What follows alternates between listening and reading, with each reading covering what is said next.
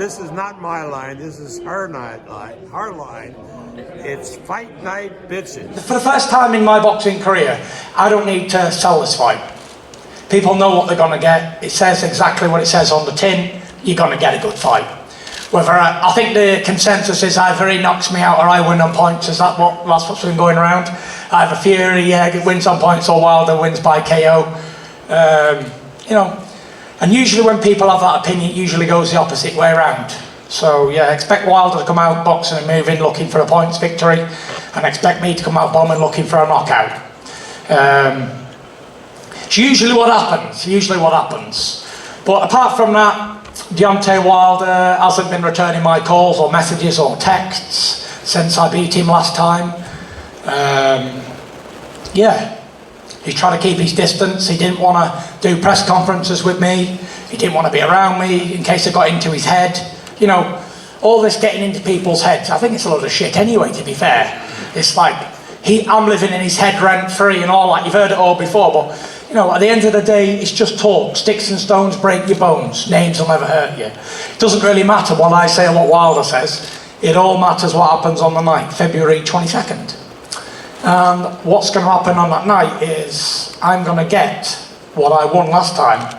I'm going to get that green belt. I'm also going to get the ring magazine.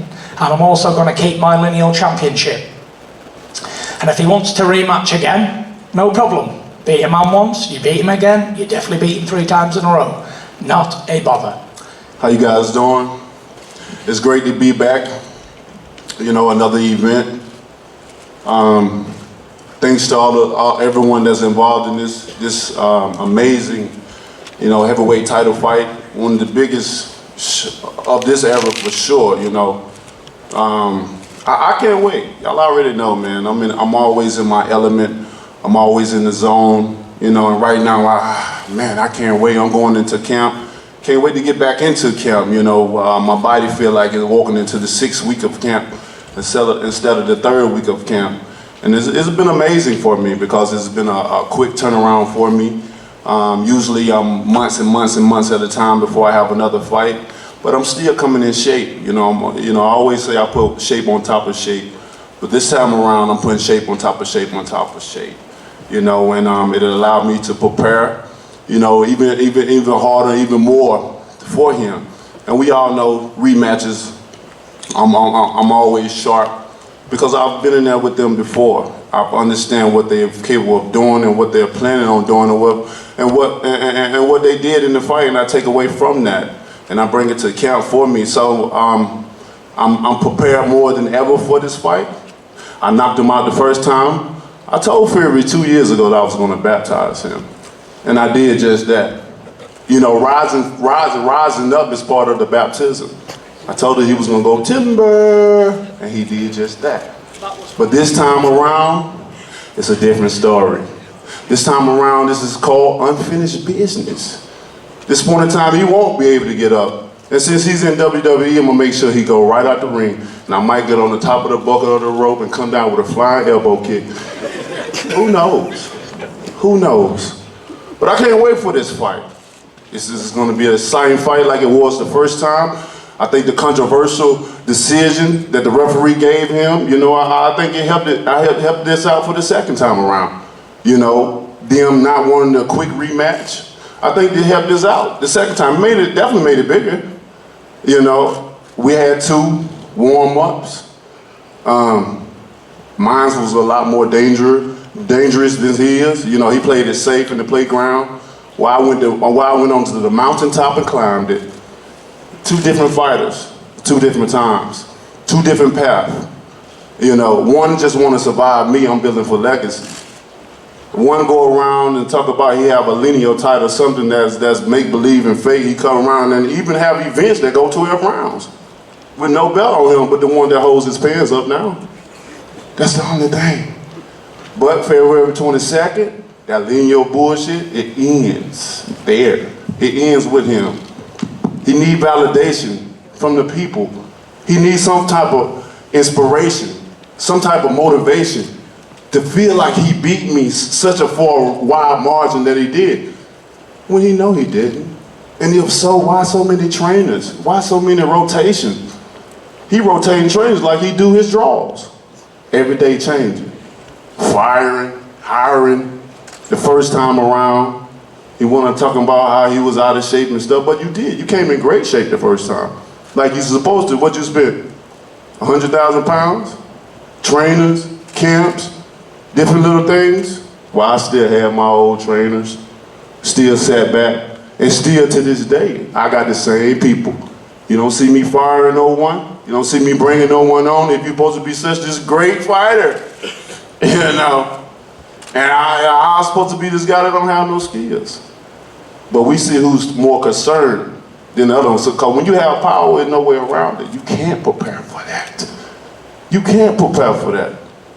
The only thing you can do is hope that when it lands, it don't do that much damage. I gave this man a concussion the first time. You don't even know how he got on the ground, nor do you know how he got up. And ladies and gentlemen, that is a concussion.